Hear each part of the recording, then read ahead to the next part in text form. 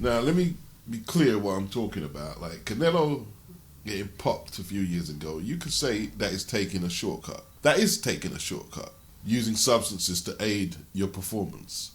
But I'm not talking about that specifically. I'm talking about taking the correct opposition to get you to elite level as a boxer. That's what I'm talking about, right? Boxing doesn't like shortcuts. It doesn't like shortcuts. It doesn't like people who try to avoid the heavy lifting. There's people who have tried to manipulate the history books and have tried to exclude a whole load of fighters, whether it's color, politics, tried to exclude them from a position of greatness. And there's been plenty of corrupt business people who have tried to leapfrog mediocre fighters over great fighters for money, notoriety. The most pivotal person in Caleb Plant's career is not his trainer, his cornerman, or anybody. It's Al Heyman, right? It's Al Heyman.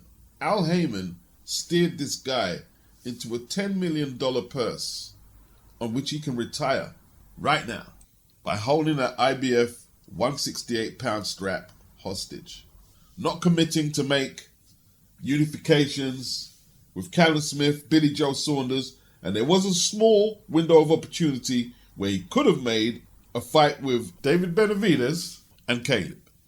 Both advised by the PBC, both had straps, but he didn't do it. If he had done that, regardless of who ended up with the two straps, they would have been in more of a position of power when they finally had to negotiate with Canelo. Because they would have had two straps. They would have had more notoriety. They could have more than likely have earned $20 million or perhaps 50-50. But Al and his need to satisfy his paymasters, the television networks, held the belt hostage. Then he went about selling this line that Caleb is a far superior fighter to Billy Joe Saunders and Callum Smith, when yesterday he showed that he's clearly not. They're about all the same level. And unfortunately for Al, Caleb has come out the best from this whole situation because he has one of the most weakest resumes for someone to earn a purse of that magnitude in the history of boxing. Hands down. Thing is though, no matter how clever you try to be with boxing, keeping belts hostage and trying all your leverage tactics, eventually the gamble has to be taken or you end up procrastinating, stagnating literally. Al tried to calculate his gamble to the last decimal. He got Canelo to commit to fighting on a PBC card. He kept Caleb's belt hostage. Caleb didn't unify. In fact, Caleb told the A-side boxer, quote unquote, to go out and get the belts and then come talk to me. That's what Caleb said. And ultimately, that blew up in Caleb's face because, like I said, boxing doesn't like the shortcuts. It doesn't like it. Don't argue with me, argue with boxing. It doesn't like it. Boxing is telling you to go out there and sharpen your sword for battle. And Caleb didn't do that. Caleb saw what Mayweather did with Canelo. And there's people saying, oh, the Canelo yesterday would have destroyed Floyd Mayweather. Well, you can't prove that, neither can I, so we're not even going to debate that. Let's just say the Mayweather and the Canelo who actually fought each other, at the time they fought each other, will tell you everything you need to know about who's the better fighter. If you want to use the weight clause that Floyd insisted on and hold that against Floyd, well, you have to do the same about all the weight clauses that have been factors in Canelo's fights, and there's several. The whole thing about Canelo being young and inexperienced is countered by Floyd was a middle-aged fighter himself and past his prime. He lost, and you're going to have to live with it. You know, everybody in hindsight now in their feelings. I remember hearing them stories about the Canelo fan base approaching the arena with this energy that this is the change under the guard, that this is in the bag. We're going to beat Mayweather. Don't think I forgot. But Caleb was trying to use Floyd as an example of what he could do. Oh, so you're Floyd Mayweather? Yeah. Only thing is I'm 15 pounds bigger than Floyd and... Dude, you are nowhere near on the level of a Floyd Mayweather as a boxer. Nowhere near. My school teacher, and let's bear this in mind, He played at semi-pro level. He coached at semi-pro level. And he used to try and stop us from playing football in the playground. I'm serious. When I say he used to try and stop us, he did. He used to try and discourage us from playing football in the playground. He said, what you're doing is you're playing with a lot of kids who can't play football. And you're developing bad habits. If you play with crap people, you yourself will become crap. Paraphrasing him. I've never forgot it. The fight was lost before Caleb got in the ring. He went backwards after winning the title against Oscar Tagi. In what was a very good fight. I was a fan. And then Mike Lee, Fagan Butts, and Caleb Truax. Since early 2019, then going into a Canelo fight. Nah, couldn't see it. Nah. Caleb had all the tools to win. That's the fucked up thing. Caleb had all the tools to win. But he wasn't developed as a fighter. He was developed as a pawn, entwined into a web of dirty American boxing politics. A sides and B sides. This side of the street politics. Propaganda, hype with little substance. If you're offended by that, I don't know what to say, you know. Like, all I can say is my favorite fighters are American for the most part. We're talking about 80s and 90s. Early part of the last millennium, even. If you believe that the fighters you support in the PBC have the same work ethic, go-getter attitude of the fighters I'm talking about, I don't know what to tell you, man. I don't know what to tell you. Probably this ain't a good fit for you, this channel. I mean, I'm not going to say anything offensive. And Caleb's come up short. I mean, Charlo was there yesterday asking for a Canelo fight, but everyone thinks he's a joke. 1 minute, yeah, I'll fight Benavidez. Then, I don't fight anyone under 25 or something. And, I'll fight him at 160. And struggling against nondescript opposition. No one takes you serious anymore, Charlo. You're not being taken serious anymore. Him and his brother was involved in some handbags with Jarrett Hurd. But that's the livest you've been. Stuff outside the ring. I've heard people say, yeah, for Canelo to cement his legacy, he needs to beat Charlo. Maybe in some people's eyes, but not mine. He can retire right now, not fighting Charlo and Benavidez, and it doesn't do anything to his legacy. Really? Well, let me tell you this now. If Benavidez or Charlo think they get 10 million, like Caleb did, they don't have a bargaining chip like Caleb had, an IBF belt. What is it they can do to demand a big purse against Canelo? What is it? Caleb got paid to enable Canelo to fulfill his dream to become undisputed. They don't have that. Maybe Al just isn't a boxing guy, doesn't really understand it. But if he knows anything about boxing, he was basically sending Caleb in there, hoping for a miracle. But no, you sent an unprepared boxer in there to do what would take an elite fighter to do. Like, a lot of people are marveling over his boxing. It was good defensive boxing. At that kind of pay scale and time that you've got to prep for a fight and the size advantage you have, you should have some defense against the natural smaller guy. How about offensively? Tell me where you saw any sustained period where you thought Caleb can win this. I didn't see it. For a $10 million payday, it was an okay attempt. It was an okay attempt, but no more than okay. Canelo's cheek under his eye was a little puffy. Not exactly life and death, is it? Caleb developed a weird fan base of black people who wanted to claim the victory. If he beat Canelo, it was a black victory. One thing I would say, though, about white people in Britain, they might get behind you as a black fighter, but they're not going to claim you as white. They're not going to do anything bizarre like that.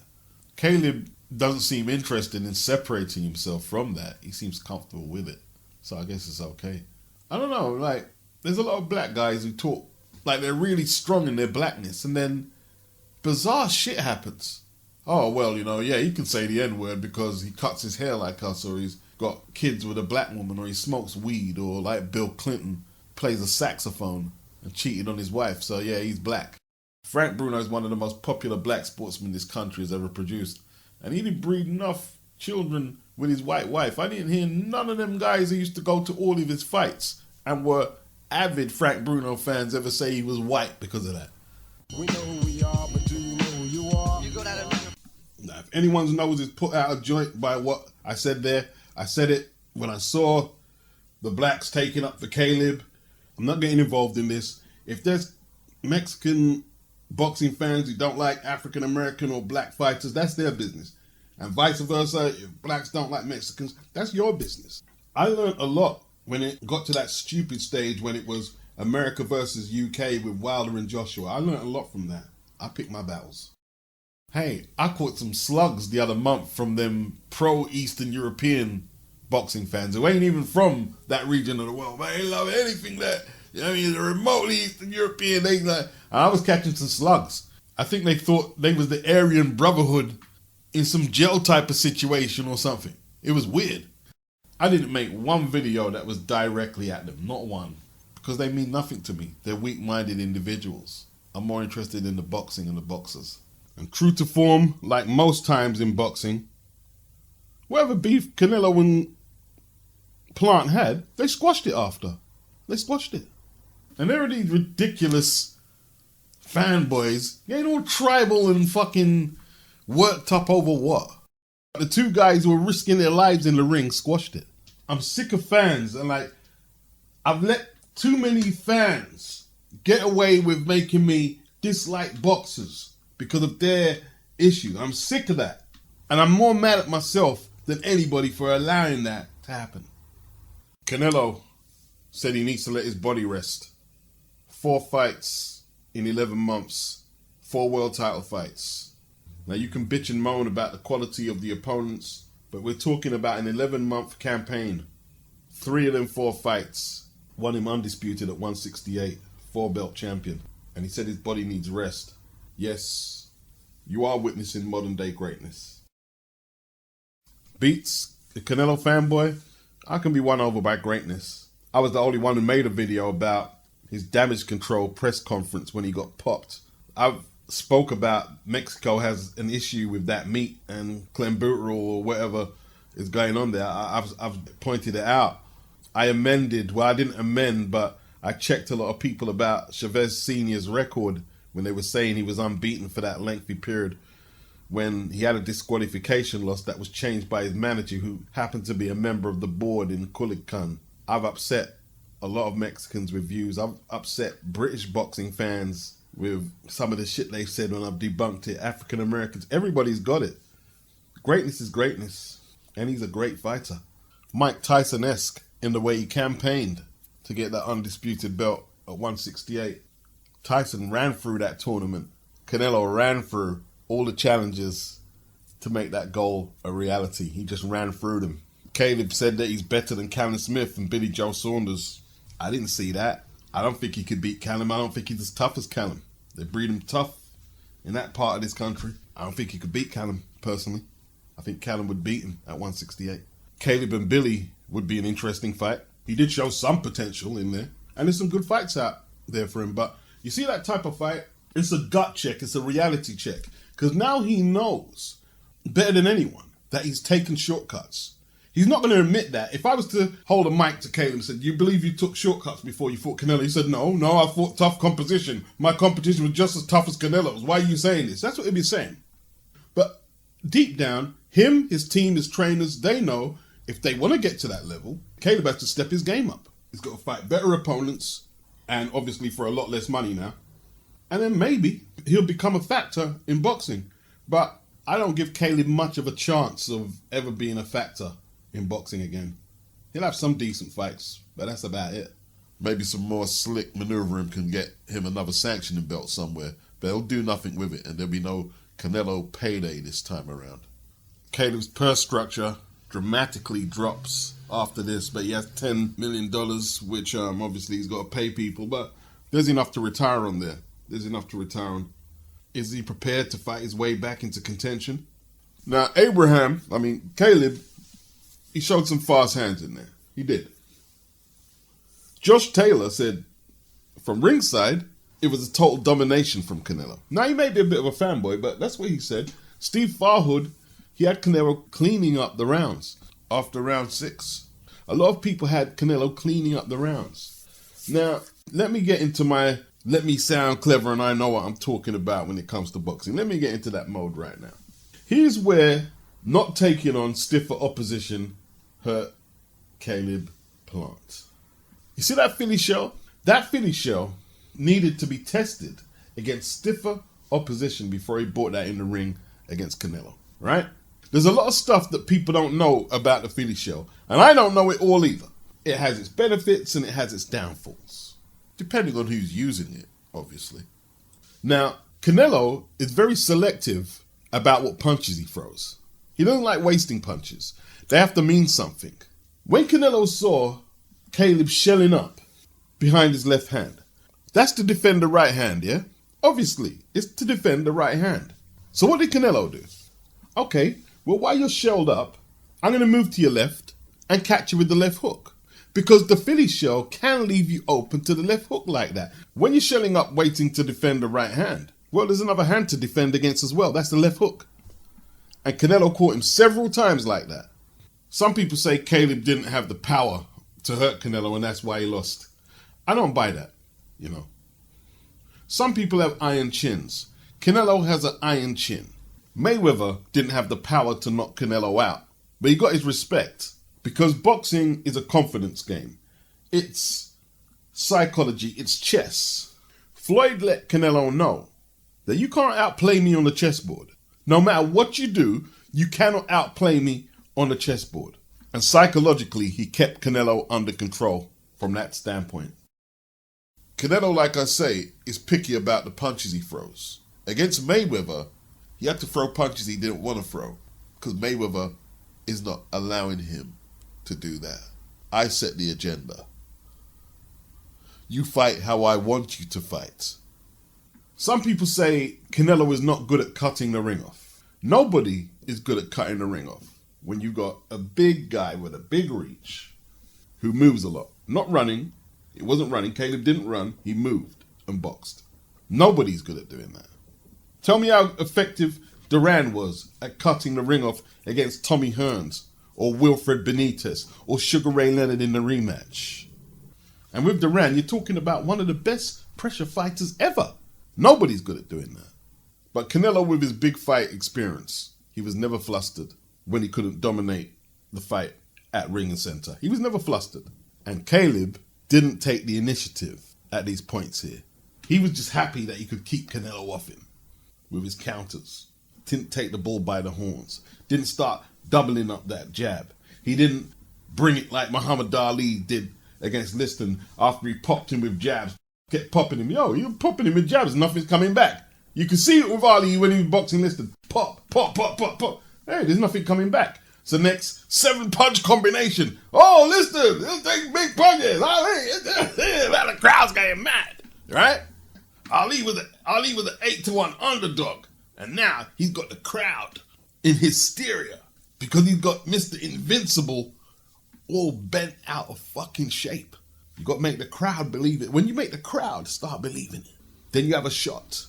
You hear the crowd, and they're like, oh, oh.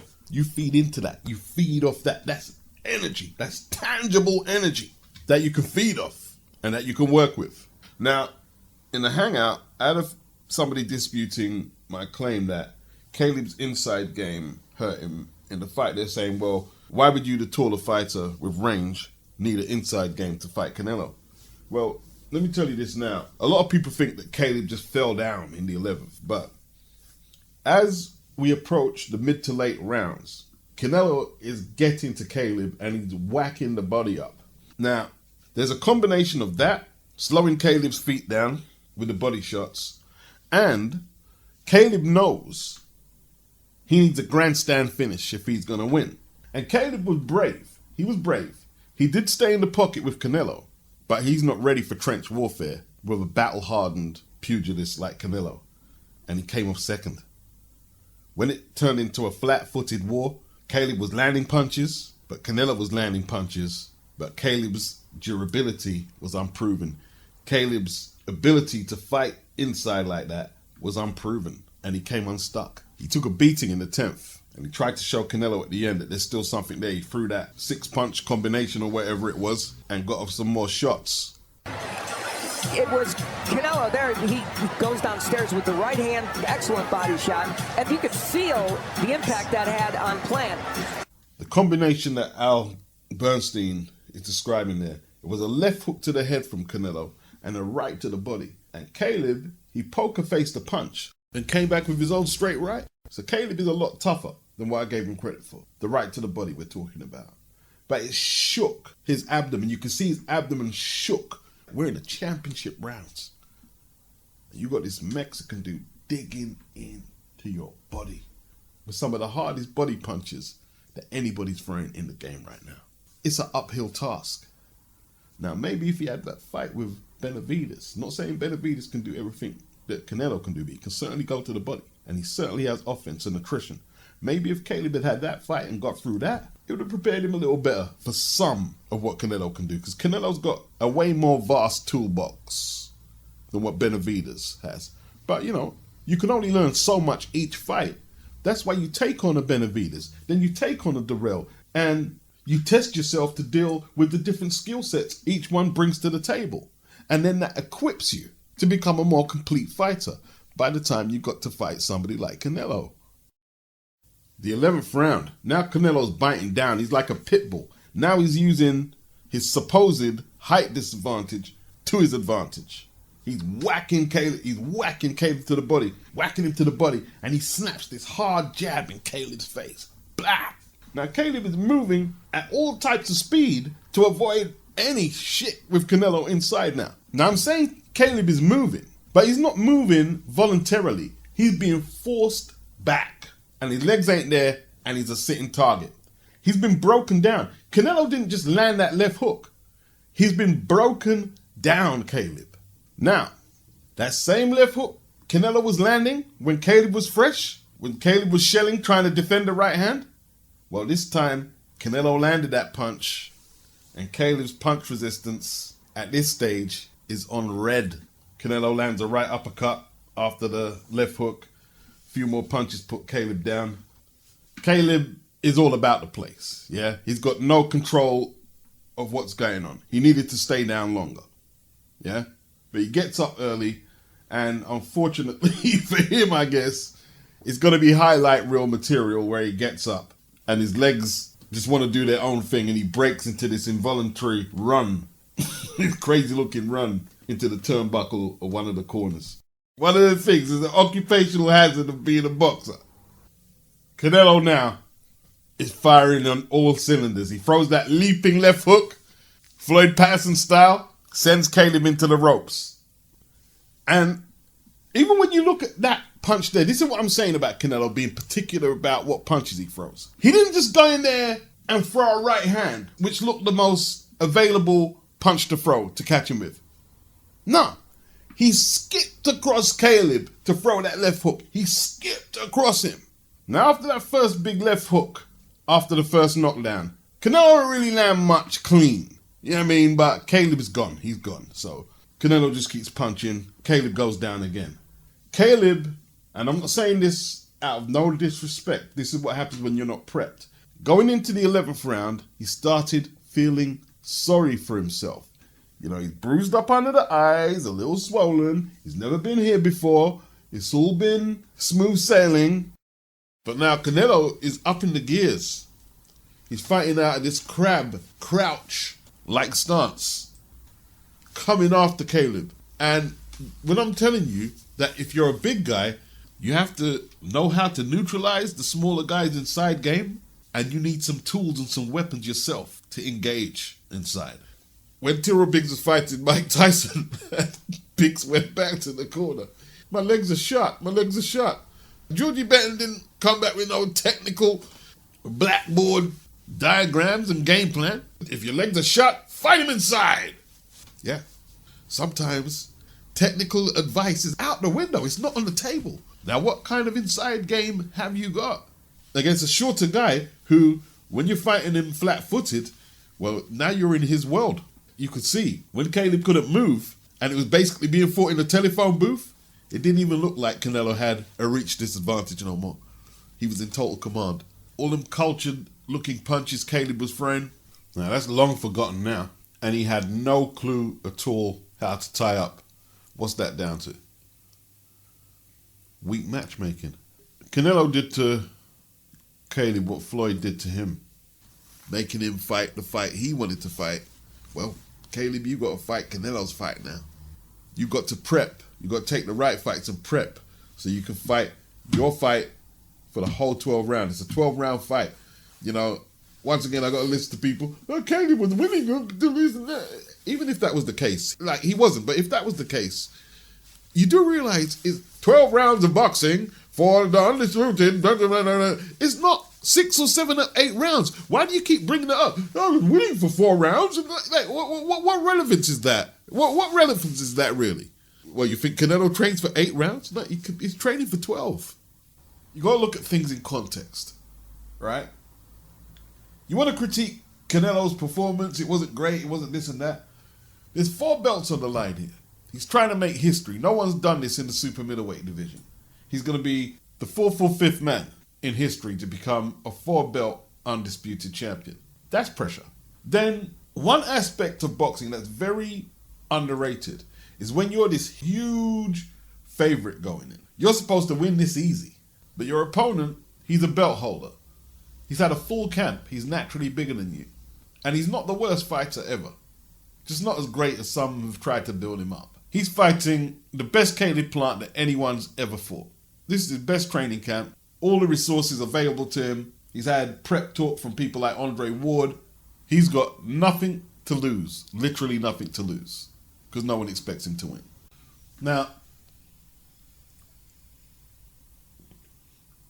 beating Caleb Plant in itself is a good name alongside all the other good names he's beat, Canelo.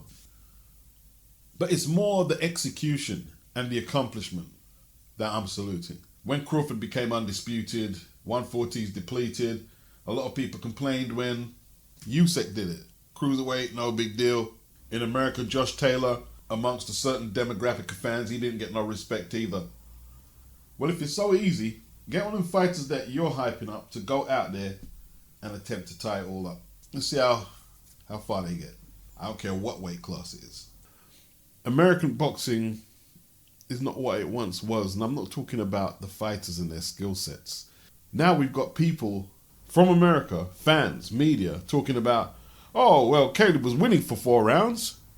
He was up on the scorecards. Oh, didn't Deontay do well against Tyson Fury? When celebrating losing, that's supposed to be a British thing. What I remember about Americans, not just in boxing, but all sports, anything called second, don't even bring it up. Let's not underestimate the ability to consistently pull out the W like fighters like Canelo do consistently.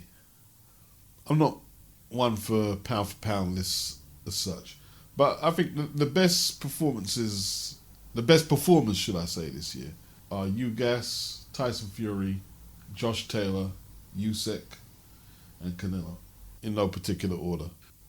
As for Canelo, I don't really want to get into he's one of the greatest Mexican fighters. He's one of the greatest Mexican fighters. I'm not getting into if he's the best or not, or his position amongst the all-time greats in general. No rush for that. Let him continue his journey, and under hard analysis, we'll see what I come up with or what some of you come up with.